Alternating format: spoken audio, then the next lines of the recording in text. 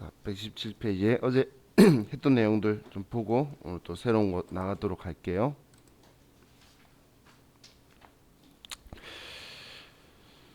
자, 어제 우리 매도 가능 증권에 대해서 저와 같이 그 취득하고 평가하고 그리고 처분하는 것까지 봤었는데, 자, 이 매도 가능 증권은 뭐 유가 증권 중에서 제일 많이 실질적으로 사용하는 계정 과목이에요.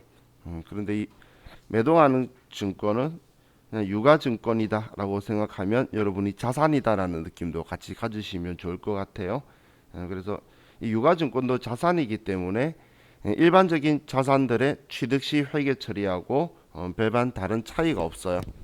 그래서 일반적으로는 우리 자산을 취득할 때 들어가는 부대 비용을 우리 취득 원가에 포함하기 때문에 이 매도 가능 증권도 주식 가격과 예를 들어 아니면 채권 가격과 그걸 샀을 때 들어가는 부대 비용도 전부 다 이 매도 가능 증권이라는 계정 과목으로 다 포함시켜서 장부에 적어뒀다가 추후에 팔았을 때에 취득 시 들어간 모든 돈보다 많이 받으면 이익이고 작게 받으면 손해가 되도록 그렇게 결과가 나오도록 처리를 할 거예요.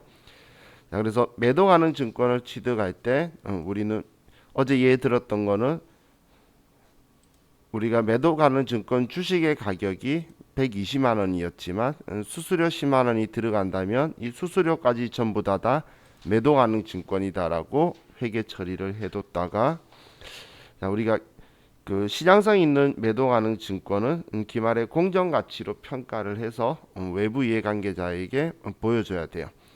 그래서 기말에 공정 가치로 평가한다라는 건 내 장부에 이 자산인 유가증권의 금액을 공정 가치로 표현해 줘야 된다는 거예요. 똑같이 일치하게 자산 가액을 만들어 준다는 거예요. 그럼 우리가 올랐으면 그 금액을 올려줘야 될 거고, 내렸으면 내린 만큼을 줄여줄 건데 지금 자산 가격을 맞추는 거죠. 그렇기 때문에 우리가 올랐으면 차변에 오른 만큼을 써서 높여주고, 내렸으면 우리 내린 만큼 대변에 써서 우리가 그 금액을 줄여주게 될 거예요. 자, 그럼 이 매도 가능 증권이 어제 얘기한 게 장부에 130만 원 적혀 있죠. 그럼 평가하려면 제일 먼저 우리가 판단해야 되는 게 내 장부에 얼마 적혀 있는지를 보는 거예요. 자, 빨리 찍으세요.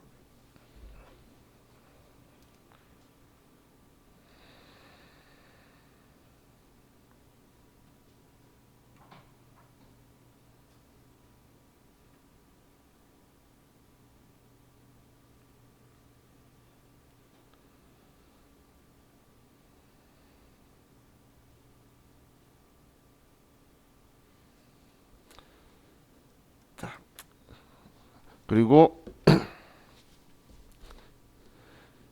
우리가 얼마의 장부에 적혀 있는지를 파악한 후에 이제 얼마로 장부에서 보여줘야 되는지, 그게 우리가 기말 공정가액이죠. 그럼 130만 원 적혀 있다는 걸 알았고 우리가 보여줘야 되는 건 140만 원이라면 장부 금액을 10만 원 높여줘야 되니까 올려야 되면 차변에 매도 가능 증권, 만약에 내렸다면 대변에 매도 가능 증권이라고 쓸 거예요.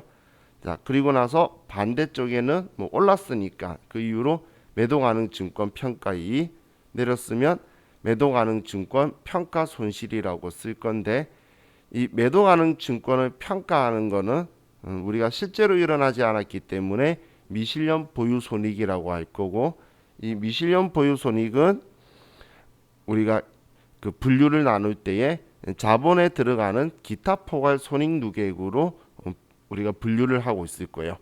그럼 이 기타 포괄 손익 누계액이라는 이 표현을 참 오랫동안 제가 이야기를 할 건데, 시험에서도 이 성격을 알고 있는지에 대해서 이 표현을 할 거고, 그리고 지금 이 분류는 자본이라는 걸 기억을 해두세요.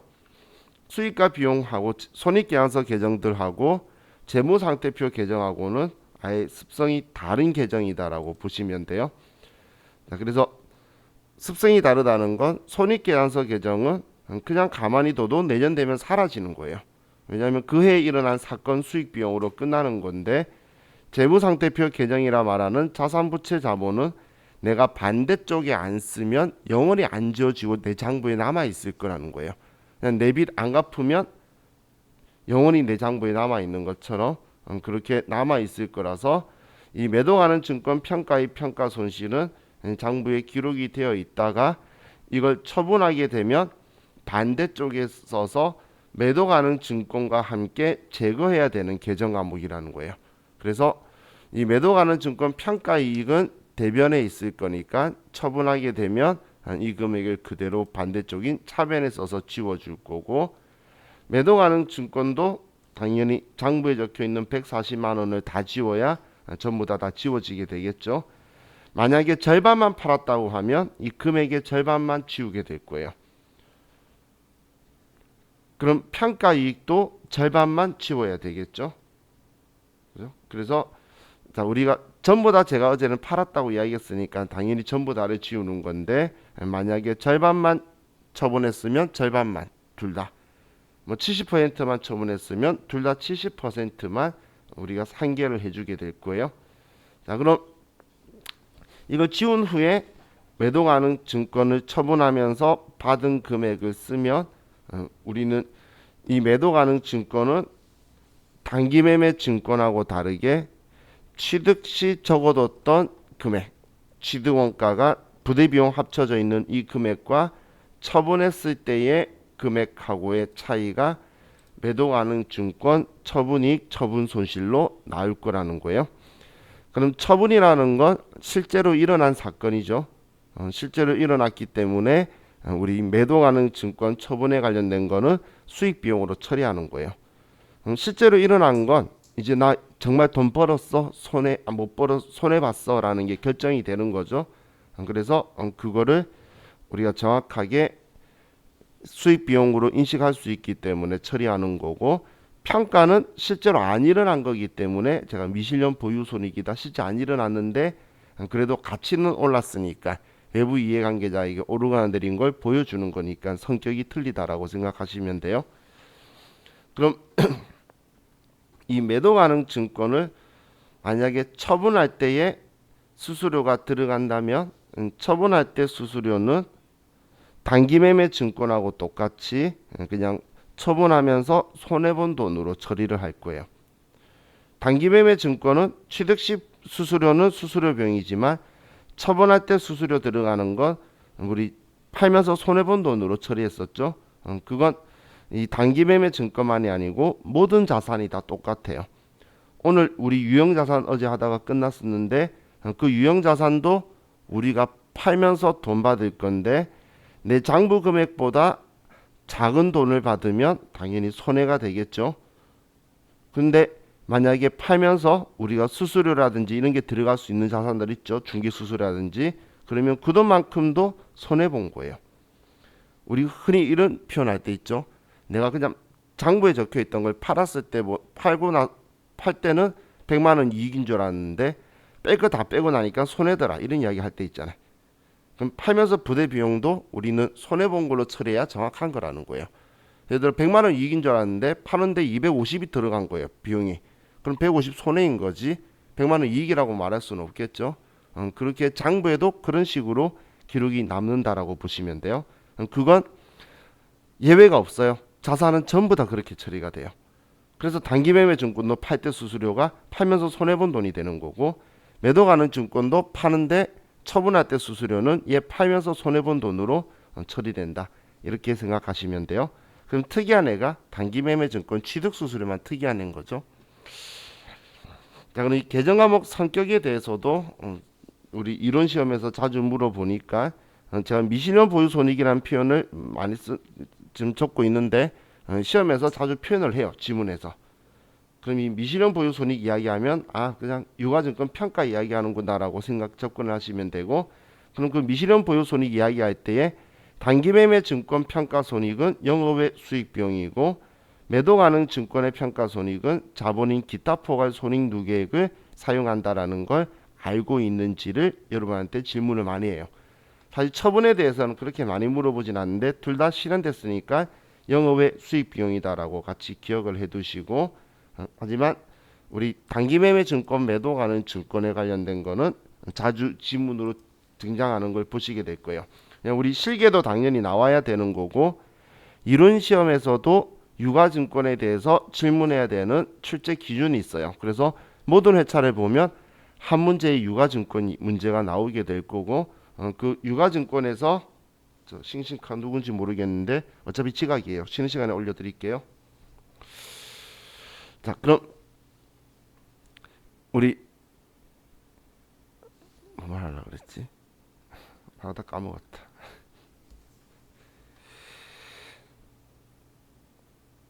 자, 이 유가증권에 대해서는 이론 문제에서 주로 나오는 게 우리 그 재분류에 대해서 물어보든지 아니면 지금 이 미실현 보유 손익에 대해서 분류에 대해서 질문을 하든지 아니면 이제 우리 취득 수수료를 영업의 비용인 그 수수료 비용 사용하는 단기 매매 증권을 알고 있는지 이제 그런 형태들 있죠. 그리고 제가 유가증권 엊그제 설명할 때에 그 금요일에 설명할 때 그 단기 매매 증권은 채무증권하고 지분증권 분류된다. 그리고 만기 보유증권은 채무증권만 분류된다. 그리고 지분법 적용 투자 주식은 지분증권만 분류된다. 매도 가능 증권은 채무증권, 지분증권 전부 다 분류된다. 뭐 이런 이야기를 했었었는데 그건 우리 시험에서 이제 분류 형태로 지문으로 잘 나올 거예요. 그래서 채권이다 주식이다가 우리끼리 이야기할 때 편하니까 제가 이야기를 하는데 시험에서는 주식이다 이런 표현은 잘 안 나와요. 그래서 채무증권, 지분증권으로 이렇게 표현을 할 거니까 여러분도 이제 그 용어를 조금 익숙하게 보시고 그래서 뭐 이런 식으로 표현된다는 거예요. 채무증권을 취득했을 때는 단기 매매 증권, 만기 보유 증권, 매도 가능 증권 중에 하나로 분류한다. 뭐 이렇게 하면 정확한 지문인데 한 개를 빼먹고 오답 지문 나오든지 뭐 그런 식으로 나올 거예요. 그래서 시험 때 보면 여러분들이 막 갑갑한 이유가 들어본 용어들이야. 문제가 뭔 말인지 모르겠는데 명확한지 아닌지가 느낌이 좀 애매한 것들이 있어요. 그래서 계속 보면서 좀 익숙해졌다가 시험 전에는 정확하게 내가 이제 항목들을 외우는 형식으로 가야 돼요. 지금은 외워봐야 다른 거하고 같이 엮여버리면 있기 때문에 계속 보면서 여러분들이 용어를 좀 쉽게 만드셔야 될 것 같아요. 자, 이제 유형자산 쪽으로 가서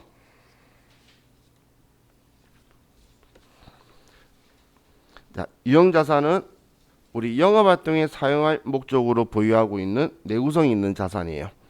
그렇기 때문에 영업활동에 사용할 목적이 아니라면 투자자산이고 내구성 있게 사용하는 게 아니라면 그건 당자자산이라는 거예요. 유형자산으로 가야 돼, 유동자산으로 가야 되기 때문에 유동자산은 당자자산, 재고자산 두 개밖에 없죠. 그럼 재고자산이 생산이나 판매 목적이고 그 외에는 다 당자자산인 거예요. 그렇기 때문에 우리는 유형자산의 조건에서 영업활동에 쓰고 그리고 내구성 있게 혹은 뭐 1년 이상에 거쳐서 사용한다는 전제 조건이 붙을 수밖에 없는 자산이다라고 보시면 돼요. 그럼 이 유형자산의 취득 시점이라는 것 이제 우리 자산의 자산가액을 정확하게 다 써서 이때부터 사용한다는 시점인 건데 이 취득 시점은 영업활동에 사용 가능한 장소나 상태에 도달하는 시점이다라고 보시면 돼요. 그럼 취득 시점을 잡는 이유 중에 하나가 취득 시점 이전에 지출한 돈에 대해서는 우리는 취득 원가에 포함해 둘 거예요. 취득 원가에 포함한다는 표현은 그 자산의 계정 과목으로 처리한다는 거죠. 이제 그 느낌 좀 있으시죠? 우리 재고자산 때부터 했었죠. 원재료 살 때 들어갔으면 원재료, 상품 살 때 들어갔으면 상품, 투자부동산 살 때 들어갔으면 투자부동산. 지금 이제 우리 기계장치 살 때 들어가면 기계장치, 토지 살 때 들어가면 토지, 이런 식으로 그냥 그 취득한 자산 계정 과목으로 우리가 대변에는 돈 나가는 거고 차변에 그 계정 과목을 쓰는 게 취득 원가에 포함한다는 거예요. 그럼 취득 시점 이후에 들어가는 돈은 재고자산에서는 전부 다 비용 처리한다라고 했었죠. 그런데 우리 유형자산에서는 전부 다 비용 처리하는 게 아니고 그 지출된 돈의 성격을 또 따져서 우리가 자본적 지출에 해당하면 자산 계정 과목 그냥 취득할 때처럼 유형자산 계정 과목을 쓸 거고 그리고 수익적 지출에 해당한다면 우리가 비용 처리를 하게 될 거예요. 그럼 유형자산의 그 취득 원가에 포함되는 게 영업활동의 사용이 가능한 상태나 장소에 도달해야 되기 때문에 이 유형자산 취득 원가에 포함되는 항목은 재고자산보다 좀 더 포괄적으로 있다라고 보시면 돼요. 그럼 당연히 자산 사는 데 들어간 돈은 당연히 취득 원가에 포함을 할 거고, 그리고 이 취득할 때에 들어가는 재비용 중에 우리 회사로 가지고 오는 운송 비용이나 보험이나 그리고 기계 장치라면 그 기계 장치를 내려서 우리 공장에 설치도 하고, 그리고 우리가 이 기계를 산 목적대로 그 생산물이 나오는지 확인도 해야 되겠죠. 그 확인하기 위해서 들어가는 비용도 전부 다 기계 장치라면 계정 과목을 기계 장치라고 할 거라는 거예요. 자, 그리고 우리 취득세를 납부하는 자산이 건물이나 토지나 차량 운반구나 이런 걸 살 때 우리가 취득세를 납부하게 될 건데, 이 취득세도 우리는 취득 원가에 포함시키는 거예요. 방금 제가 건물, 토지, 차량 운반구 이렇게 이야기했죠. 그러면 그 돈 나갔을 때도 장부에 차변에 다 건물, 토지, 차량 운반구라고 쓸 건데, 그럼 이건 취득세반이 아니고 세금은 아니지만 우리는 좀 제 개인적으로는 쓸데없이 억울하게 되는 우리 불가피하게 매입하는 유가증권이 있어요. 우리 국공채 있죠. 그럼 국공채를 지역개발채권을 강제적으로 매입을 해야 되는데 액면가에 사고 우리는 바로 즉시 대파라도 공정가액으로 팔게 돼요. 그럼 우리는 그냥 가만히 앉아서 손해를 보게 되는 거죠. 예를 들면 100만 원 주고 사서 바로 대팔면 60만 원 받는다는 거예요. 근데 더 우스갯소리로 여러분들이 취득세 납부하는 자산을 사보면 취득세 영수증 옆에 지역개발채권 영수증이 같이 붙어 있어요. 근데 거기엔 100만 원이 적혀 있단 말이야. 그런데 예를 들어서 100만 원 적혀 있는데 그 수납원은 뭐라고 말하냐면 그냥 40만 원 납부하라고 말해요. 그럼 사자마자 바로 팔 거거든. 그래서 나중에 보면 이 돈이 어떻게 형성되었지 하고 이제 고민을 하게 돼요. 왜냐면 달라고 한 돈하고 영수증 찍히는 돈하고 지금의 공정 가치를 알려주는 그게 없다 보니까 그 사람들이 얼마 내라고 그렇게 이야기하는 상황이 발생하게 돼요. 그럼 그냥 대놓고 손해 본 거죠. 걔네들 돈 얼마 주세요라고 말하는 거. 그럼 그 돈을 내게 된 이유도 우리는 이 유형자산을 취득했기 때문인 거예요. 그래서 우리 취득 시 부대 비용으로 들어가기 때문에 그 손해 본 돈은 취득 원가에 포함한다라고 보시면 돼요. 여러분들이 이걸 기억하기 위해서 이렇게 생각하시면 돼요. 내가 차 살 때 채권 샀다가 팔면서 손해 보게 되는 돈 생기는데 그 돈도 내 차값에 포함하는 거구나. 나중에 집 살 때도 그 일이 일어나실 거고 땅 살 때도 그런 일이 일어나실 거예요. 그래서 신사빠는 자산한테 그래서 그 표현을 제가 어쩔 수 없이 사야 되는 거니까 안 사도 되면 대한민국 국민 아무도 안 살 거예요. 그래서 불가피하게 매입하는 유가증권을 사면서 들어간 손실액 손해본 돈은 취득시 부대비용으로 될 거란 이야기예요. 또 그 우리 중개수수료 지금 이야기하고 있는 건 취득이죠. 취득할 때 들어간 중개수수료는 취득원가에 포함하는 거예요. 근데 팔 때 들어가는 수수료는 그냥 수수료 비용 판관비 판매비로 처리할 건데 취득할 때 들어온 거는 들어간 돈은 우리는 취득 수수료로 낼 거예요. 그래서 뭐 부동산 투자 우리가 투자 목적으로 부동산 샀으면 뭐 중개수수료는 당연히 투자 부동산이라고 할 거고, 근데 우리 영업 활동에 쓰려고 건물이나 토지를 샀으면 그건 건물이나 토지라고 처리를 할 거예요. 또 우리 토지의 경우에는 땅을 샀는데 토지라고 말했다는 건 우리 영업활동에 쓸 거란 이야기죠. 그럼 영업활동에 쓸 건데 그 영업활동에 바로 쓸 수 있는 땅의 상태도 있지만 지금 바로 쓸 수 없이 땅이 예를 들어 토목공사도 안 되어 있고 옛날 오래된 건물들이 막 난잡하게 되어 있을 수도 있다는 거예요. 그러면 그 건물들을 다 철거하고 토목공사도 새로 하고 해서 땅을 쓸 수 있도록 만들 때까지 들어가는 돈들도 전부 다 우리는 토지의 취득 원가에 포함하게 될 거예요. 그리고 방금 그런 행위들을 하면서 우리가 그 은행에서 돈을 빌려와서 쓸 수도 있겠죠. 그러면 그 돈들도 전부 다 취득 이자까지도 취득 원가에 포함하게 될 거예요.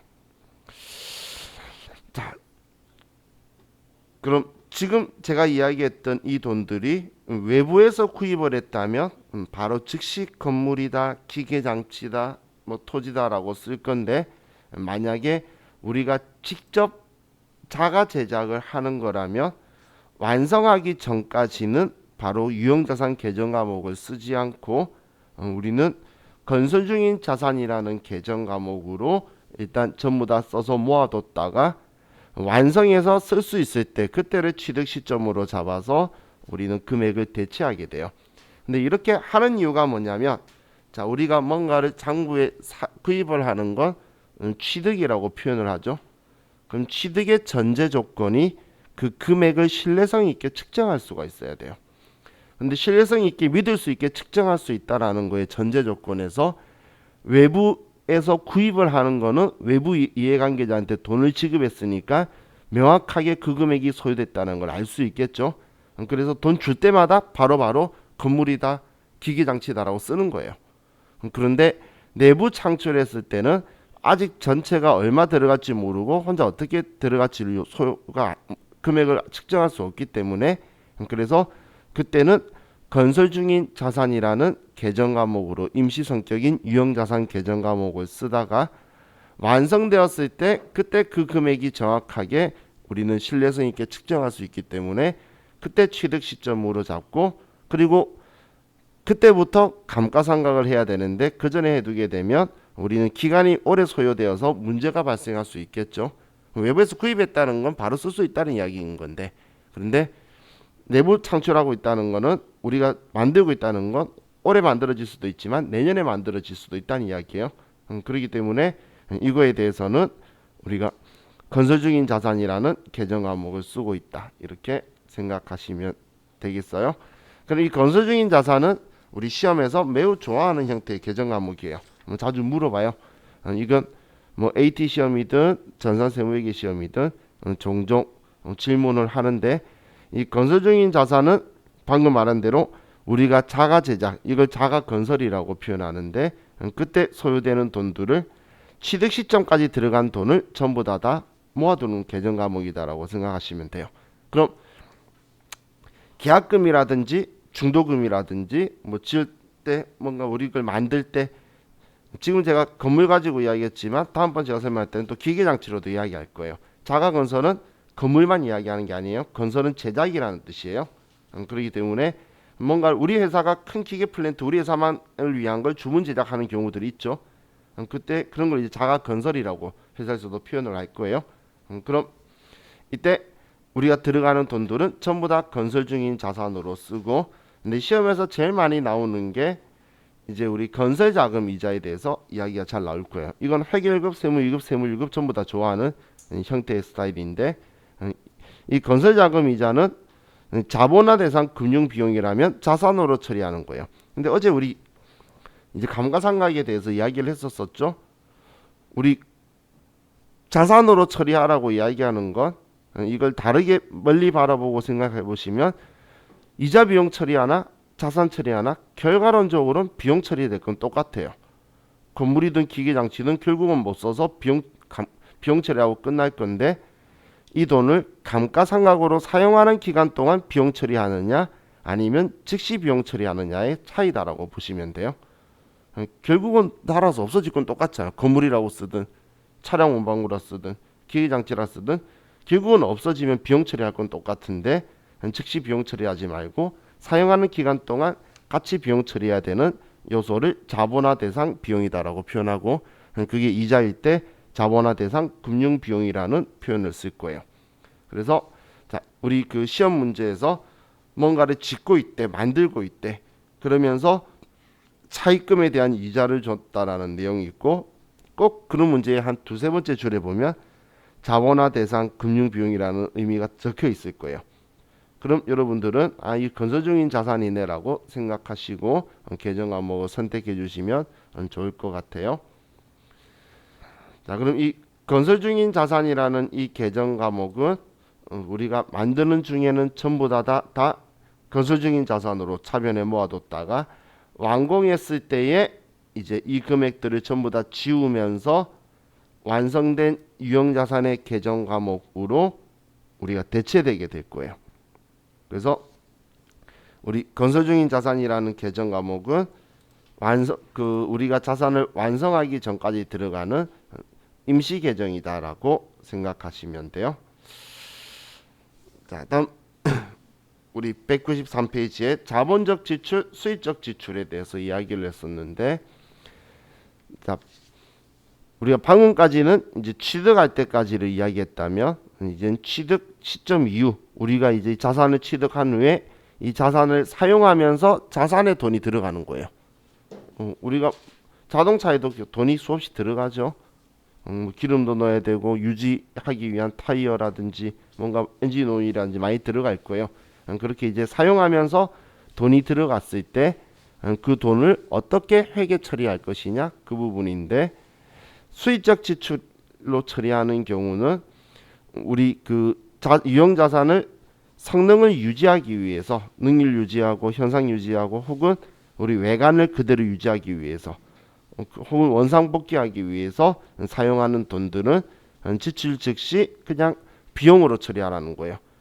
저렴한 표현으로 수익적 지출은 돈 많이 안 들어가는 거, 자본적 지출은 돈 많이 들어가는 거라고 생각하시면 돼요. 그럼 그 금액이나 이런 게 비중이 작으니까 그냥 지출 즉시 전액 비용으로 처리하는 거고, 그 비용 처리하는 계정 과목이 수선비 또는 차량 유지비라는 계정 과목으로 처리를 할 거예요. 반면에 자본적 지출은 우리 유형 자산에 큰 변화가 일어나게 될 거예요. 뭐 증축을 해서 건물이 높아지거나 엘리베이터 없는 건물에 엘리베이터가 생기거나 혹은 내용 연수가 5년 쓸 수 있었는데 올해가 4년 차인데 갑자기 다시 5년이 더 늘어나거나 이런 형식으로 큰 변화가 일어나는 거고, 이런 경우에는 당연히 그 소요되는 돈이 금액이 크겠죠. 그래서 이 금액을 전액 즉시 비용 처리하지 말고 일단 지출할 때는 유형자산 계정 과목으로 처리한 후에 이제 사용하는 기간 동안 감가상각으로 비용 처리를 같이 하라는 거예요. 그래서 그게 자본적 지출의 의미다라고 보시면 돼요. 자, 시험에서 대놓고 수익적 지출, 자본적 지출을 표현하는 경우도 있으니까 그런 경우에는 수익의 친구는 비용이다, 비용 계정 과목 찾으시고, 자본적 지출은 자본의 친구는 자산이죠. 자본의 친구가 비용일 리는 없잖아요. 그래서 자산으로 처리한다. 최소한 그 정도는 기억을 하셔야 되는 거예요. 자.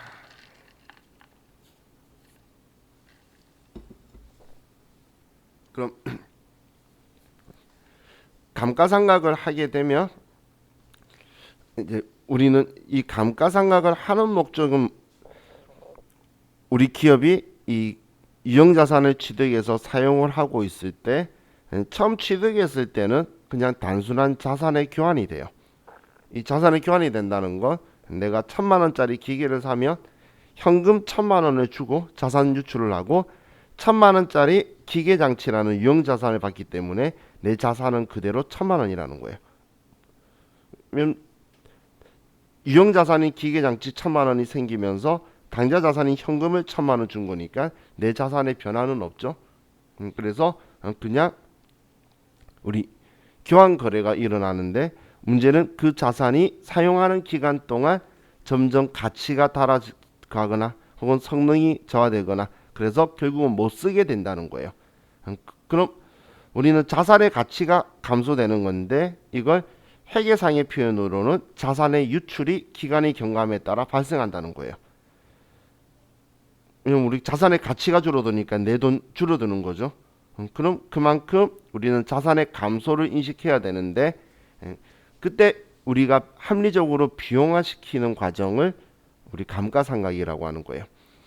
그럼 이 감가상각을 하는 건 우리가 비용 처리하는 거니까 차변에는 비용 계정 과목이 있을 거고, 대변에 자산의 줄어든 금액만큼 줄여주게 될 건데, 이 줄이는 방법이 직접적으로 그 계정 과목을 대변에 써서 줄이는 직접법이 있고, 그리고 우리 그 자산 가격은 그대로 두고 그 자산이 얼마나 달았는지 차감적 계정으로 따로 다른 부분 금액을 관리하는 간접법 방식이 있는데, 우리 유형자산은 간접법으로 회계 처리를 하고 있다라고 기억을 해주셔야 돼요.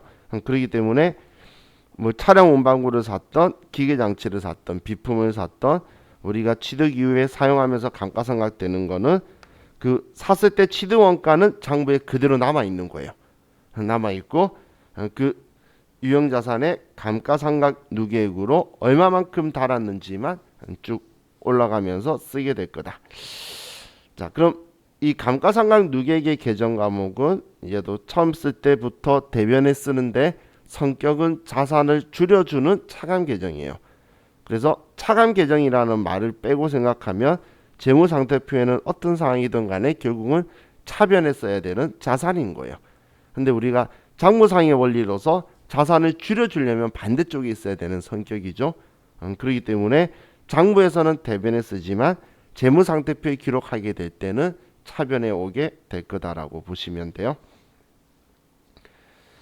자, 그럼 이 감가상각을 할 때 우리가 얼마의 금액을 이제 감가상각을 할 거냐라는 게 이제 감가상각비 계산 방법을 봤는데 197페이지에서 자, 우리가 감가상각을 하기 위해서는 알고 있어야 될 정보가 얼마에 구입했는지, 그리고 내용연수가 우리가 이 자산을 언제까지 몇 년간 쓸 수 있는지, 그리고 그 사용 가능한 기간 동안 쓰고 난 후에 이걸 폐기한다면 얘를 얼마를 받을 수 있는지, 그 부분을 우리가 알아야 되는데 그 3요소가 취득가액, 그리고 내용연수, 잔존가액. 뭐 취득가액이나 취득원가나 내용연수나 내구연한이나 잔존가액이나 잔존가치나 같은 말이죠.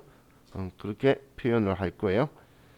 그럼 자, 우리가 여기에서 먼저 용어를 보면 우리는 이 감가상각을 그럼 위에 있는 이 예를 가지고 보면 우리가 120만 원에 샀지만 5년간 사용하고 20만 원의 잔존가치로 팔 수가 있다 그러면 5년 동안 감가상각이 될 금액은 100만 원만 되면 된다는 이야기예요.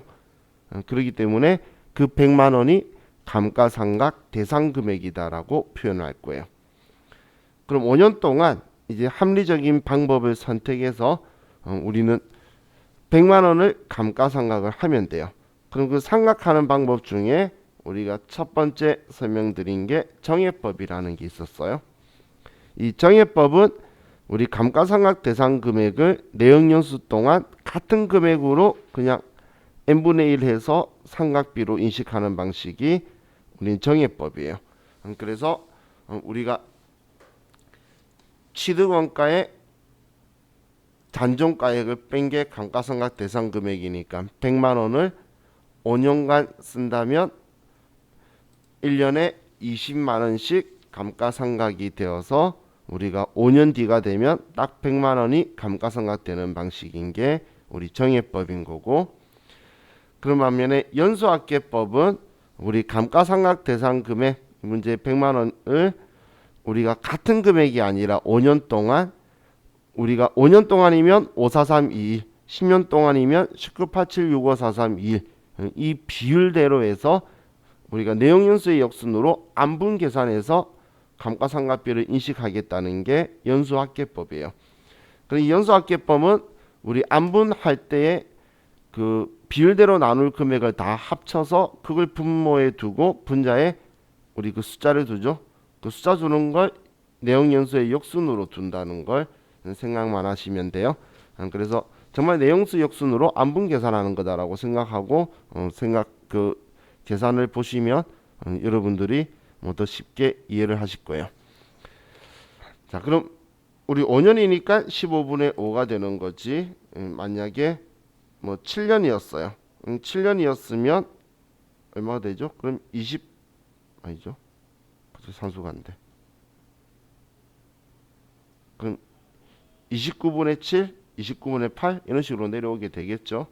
그런 식으로 내용연수를 전부 다 합친 걸 분모에 두고 그리고 내용연수 역순을 잡게 되는 게 연수합계법이에요. 근데 방금 제가 뭐 15분의 5, 15분의 4 뭐 이렇게 이야기하는데 결국은 5년치에 이 분수를 다 더하면 결국은 1이죠. 15분의 5가 되니까 결국은 딱 100만 원이 사라지는 방식인 거고, 생산량 비례법은 그 규칙은 없어요. 비례적이긴 한데 규칙이 없다는 게 실제 생산량 얘가 얼마가 발생하느냐에 따라서 비례적으로 움직이는 거라서 올해 주문이 안 들어와서 생산을 할 일이 없으면 감가상각도 할 일도 없을 거예요. 그런 형식인 게 생산량 비례법이다라고 보시면 돼요. 다음 우리 정률법을 봤는데, 정률법은 바로 앞에 했던 정해법, 연수학계법, 생산량 비례법하고 다르게 첫 시작을 미상각 잔액을 가지고 시작을 해요. 근데 이 미상각 잔액은 유형자산의 장부가액과 같은 뜻으로 우리 취득원가의 감가상각 누계액을 뺀 금액을 이야기하는 거예요. 우리 취득원가의 감가상각 누계액을 빼면 감가상각 안 한 금액이 있을 거잖아요. 그게 미상각 잔액이라고 표현하는 거고, 우리는 장부가액이 100만 원짜리인데 20만 원 달았어요. 그러면 80만 원짜리 뭐 자산이구나라고 보겠죠. 그게 우리는 장부가액으로 인식하기 때문에 이게 같은 표현이다라고 제가 설명을 드린 거고, 그럼 여기에 이 정률을 곱할 건데, 이 정률은 우리 기획재정부에서 정말 옛날 제가 태어나기도 전에 정해놓은 게 있어요. 왜냐면 기획재정부가 만든 게 아니고 전 세계가 통용해서 사용하는 정률이라는 게 있어요. 그렇기 때문에 이 정률을 곱해줄 거예요. 그럼 시험에서는 당연히 제시해 주겠죠. 왜냐면 이거는 5년이라고 무조건 0.45율은 아니에요. 우리 정부가 업종별 자산별에서 정률이라는 걸 정해놓고 있는 게 있어요. 그걸 가지고 하는데, 우리 제조업에서는 저걸 주로 쓰니까 제가 저 표현을 가진 예를 든 거고, 근데 여러분들이 미래에 일할 때 다른 업종이면 5년짜리가 저 정률이 아닐 수도 있어요. 이건 업종에 따라서 차이가 있어요. 여기 계신 분들이 제조업을 간다는 확률은 오히려 극히 드물어요. 그죠? 그렇기 때문에 제조업에 가서 회계 담당자로 일하시는 건 기회가 그렇게 다양하지는 않으실 거예요. 자, 그럼 이걸 1차전도 상각비 계산할 때는 미상각 잔액이니까 감가상각 대상 금액이 아니라는 거예요. 그래서 1차전도는 감가상각을 한 번도 안 했기 때문에 취득원가의 정률을 곱할 거예요. 그럼 제가 꼭 기억하자는 게 이 금액이죠. 첫 시작할 때 위에서 계산한 것처럼 100만 원 가지고 시작을 하면 쟤는 그냥 망한다는 거예요. 첫 시작할 때. 얘는 취득원가의 정률을 곱해서, 그럼 잔존가액을 빼는 걸 먼저 빼고 시작하는 게 아니라 마지막에 끝수 조정으로 통해서 빼주는 방식이 우리는 정률법이다라고 생각하시면 돼요. 그럼 마지막에 끝수 조정하도록 빼는 문제는 나온 적이 27가지 역대 없어요. 그럼 첫 시작할 때 빼는 게 아니라는 걸 기억하라고 제가 이걸 드린 거니까, 많은 분들이 실수를 많이 하세요. 그렇기 때문에 안 빼고 시작해야 된다라는 거 기억하시고, 자, 그리고 이중체감법이라는 게 있는데, 이 이중체감법은 크게 의미는 두지 마시고 이런 표현만 기억해 두세요. 정률법의 간편법으로 정률을 내용연수분의 2로 만들어서 사용하는 거다. 한마디로 정률을 모를 때에 사용하는 방식인 거예요. 그냥 정률법처럼 쓰고 싶은데 이 정률을 모르겠는 거야. 그럼 정률을 모르겠어서 이 정률을 내용연수분의 2를 가지고 해서 정률을 만들어서 같은 방식으로, 정률법과 같은 방식으로 계산해서 마지막 끝수 조정으로 잔존가액을 빼주는 방식이다라고 보시면 돼요. 자, 그럼 이 감가상각에서 규칙을 보면 우리는 1차년도 감가상각비는 어느 방법과 어느 자산과 어떤 형태를 하든 간에 무조건 정률법이 제일 크고, 그리고 정예법이 제일 작은 금액이 나올 수밖에 없어요. 그럼 우리는 1차년도 감가상각비가 가장 크다라는 건 비용이 높게 나오니까 이익이 낮을 거고, 감가상각한 만큼 자산의 금액도 장부 금액이 낮아졌다는 이야기죠. 그렇기 때문에 안전주의에, 보수주의에 가장 적합한 방법이 정률법이고, 그래서 우리가 나중에 컴퓨터 할 때도 건물을 제외한 모든 자산은 기본값이 정률법으로 잡혀 있어요. 모든 기본 세팅값이 다 정률로 잡혀 있어요.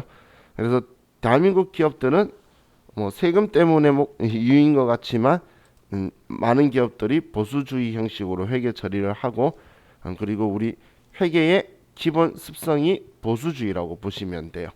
그래서 우리 정률법을 주로 사용한다고 보시면 돼요. 근데 2차 연도나 3차 연도는 정률법이 무조건 제일 크다라고 할 수가 없어요. 그건 알 수 없는 거예요. 감가상각비는. 왜냐하면 이 정률법은 지금 3년 차에 상각하고 나면 4년 차, 5년 차에는 감가상각을 안 하는 거예요. 5년간 쓸 수 있어도 끝난 거예요. 그러면 3차 연도는 그럼 지금 우리 정액법 쓰면 20만 원인 거 알잖아. 그럼 이때는 이미 3차 연도에서는 정액법이 더 크게 되어 있죠. 한마디로 초반에 많은 금액을 감가상각해서 나가는 방식이기 때문에 1차 연도는 확실한 거고, 하지만 2차 연도부터는 알 수 없어요. 근데 2차 연도에도 확실한 건 뭐냐면 감가상각비는 모르겠지만 감가상각 누계액은 확실히 또 정률법이 크고 정액법이 제일 작아요. 누계액이면 1차 연도, 2차 연도가 합친 거잖아. 그건 당연히 무조건 또 정률법이 큰 형식으로 나오게 될 거예요. 자, 우리가 앞 시간에 여기까지 했었었고, 자 이제 우리 이렇게 취득해서 감가상각한 자산을 이제 보유 중에 처분하는 걸 좀 볼 건데,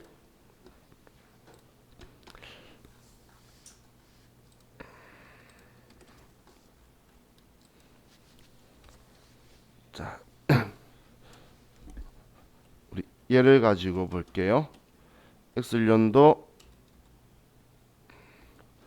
1월 1일 날 우리가 차량을 취득을 해요. 자, 100만 원짜리를 취득하는데, 자, 내용 연수가 5년,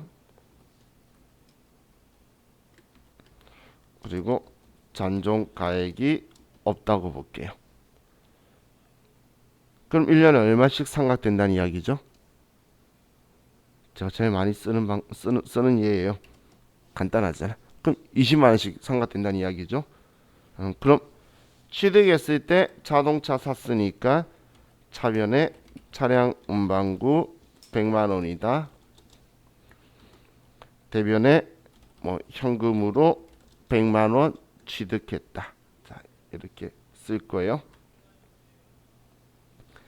자, 그럼 X1년도 12월 31일 날 이날 1차 년도 감가상각은 차변에 감가상각비 20만 원, 대변에 감가상각 누계액, 그리고 차량 운반구의 차감 계정, 항상 자기 짝지를 써야 되겠죠. 금액 20만 원이다 이렇게 써줄 거예요. 자, 그리고 X2년도 12월 31일 날 이때도 자 우리가 죄송해요. 제가 이 방법을 안 적었구나. 정액법으로 하나를 빠뜨렸네요. 정액법이니까 이런 식으로. 그럼 감가상각비 20만 원, 대변에 감가상각 누계액 20만 원이다. 이렇게 또 똑같이 회계 처리를 하게 되겠죠. 정액법이니까 5년간 같은 방식으로 할 거예요. 자, 그럼 이렇게 사용했던 이 자동차를 X3년도 1월 1일 날 이제 매각을 해요. 자, 판단 이야기예요. 그럼 우리가 매각, 처분 뭐 이런 걸 했을 때 우리가 제일 먼저 해야 되는 행동이 장부에 있는 자산, 부채, 자본 금액을 지워주는 건데, 반대쪽에 써서. 그럼 차량 운반구를 사왔을 때부터 장부에 적혀 있는 금액을 보면 이 금액, 이 금액, 이 금액 이렇게 해서 차량 운반구 100만 원 취득 원가하고 감가상각 누계액이 20에서 40만 원이 쌓여 있게 되겠죠. 그럼 얘를 처분했다라고 하면 우리가 제일 먼저 해야 되는 1번이 대변에 차량 운반구 100만 원이다 이렇게 지워서 얘를 반대로 써서 지우는 거예요. 그리고 두 번째가 이 차량 운반구의 감가상각 누계액 40만 원이다. 이렇게 써서 우리가 반대쪽으로 지워주는 게 처분의 시작이다라고 보시면 돼요. 이건 왜 이렇게 썼는지 이해가시죠? 그럼 결론적으로 자, 우리 팔기 전에 이 차량 운반구가 처분 전에 장부 금액이 얼마였죠? 이제 장부 금액 제가 무진장 많이 물어볼 거예요. 그럼 장부 금액 물어보면 이 자산이 장부에 적혀 있는 금액에 차감 계정이 있으면 빼고 가산 계정이 있으면 더하는 거예요. 그럼 감가상각 누계액은 달았다는 차감 계정이죠. 그럼 이제 빼면 얼마예요? 60이죠. 우리 장부에는 지금 60만 원짜리 차라고 적혀 있다는 이야기예요. 장부 금액. 그걸 왜 파악하냐면 장부에는 그럼 이 60만 원보다 많이 받았으면 유형자산 처분 이익이 나올 거고 작게 받았으면 유형자산 처분 손실이 나오게 될 거예요. 딱 기준은 이 장부 금액이기 때문에 그럼 어떤 상황이 되든 간에 결과는 그 금액이 나와야 되지 다른 금액이 나오면 틀렸다는 이야기예요. 내가 부가가치세를 받고 팔든 그냥 팔든 어떻게 팔든 간에 내 장부에는 딱 그 금액이 나와야 되는 거예요. 그 금액이 안 나오면 분기가 잘못된 거고 시험 때는 그렇게 나오면 틀렸구나 생각하고 다음 문제 넘어가야 돼요. 그럼 다시 봐도 틀려요. 그래서 기본 틀을 잘 잡아야 되는데 자, 원리를 먼저 설명하기 위해서 방금 60만 원이 나간다 그랬죠? 60만 원짜리 팔았잖아요. 그럼 대변에 60만 원이 나가야 되겠죠? 그래서 지금 제가 적은 이 숫자를 순액으로 하면 대변이 얼마예요? 순액으로 하면 지금 차변에 40만 원, 대변에 100만 원인데 순액으로 나누면 결국은 대변에 60만 원 나가는 거죠. 그래서 항상 원래 우리가 직접법을 썼다면 대변에 감가상각 누계액이 아니라 차량 운반구라고 썼으면 60만 원만 남아서 60만 원을 대변에 쓸 건데 우리는 간접법으로 회계 처리했기 때문에 100만 원에 사서 40만 원 달았다라는 예를 치우면서 대변에 60만 원을 내보내는 거예요. 이건 내 장부에 이렇게 써뒀기 때문에 이렇게 처리할 수밖에 없는 거예요. 자, 그래서 항상 우리는 장부에서 치우기 위해서는 이 행동이 첫 번째 할 행동이에요. 행동. 자, 그리고 나서 내가 돈을 받는데 매각하는데 예를 들어서 70만 원에 팔았다. 그럼 항상 치우고 나서 내가 팔면 처분하면서 받는 돈을 써주고 그럼 방금 60만 원짜리였는데 70만 원 받았으니까 10만 원 이익이죠. 이때 유형자산 처분 이익이다 10만 원 이렇게 써주게 될 거예요. 자, 이게 우리가 매각을 했을 때 회계 처리예요. 자, 그럼 이제 우리 좀 쉬었다가 이제 매각 말고 얘를 지우는 경우를 몇 가지만 더 보도록 할게요. 자, 이제 우리 쉬었다 합시다.